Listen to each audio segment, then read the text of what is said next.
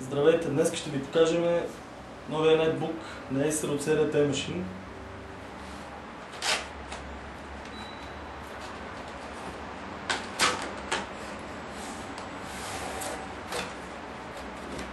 Той ще ви предложи стилен дизайн, новото поколение Atom процесор N450,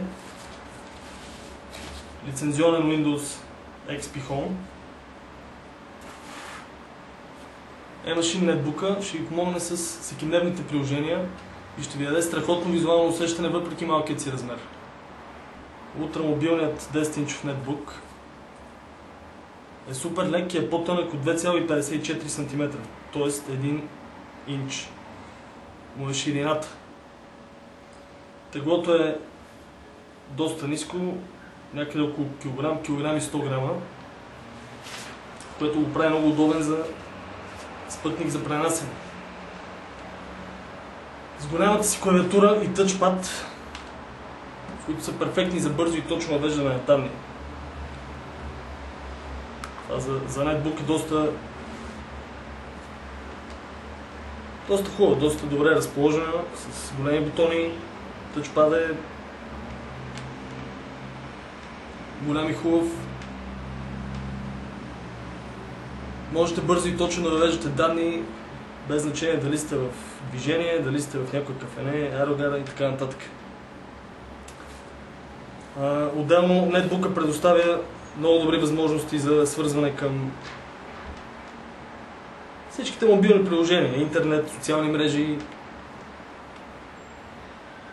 Интересното при него е, че има 802.11 стандарт wireless, което е така революционно в общи линии.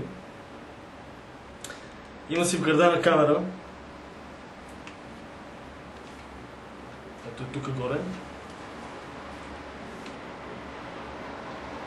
По този начин вие може да се свързвате безпроблемно с социални мрежи, имейл, интернет и други приложения. Сега ще ви го покажа малко по-обстойно.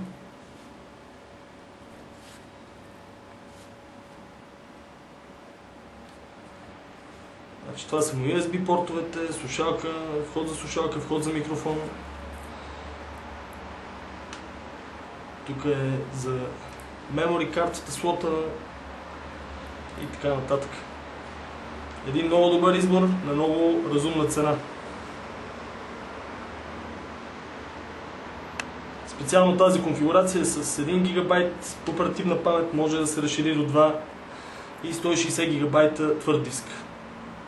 За повече информация можете да погледнете на нашия сайт.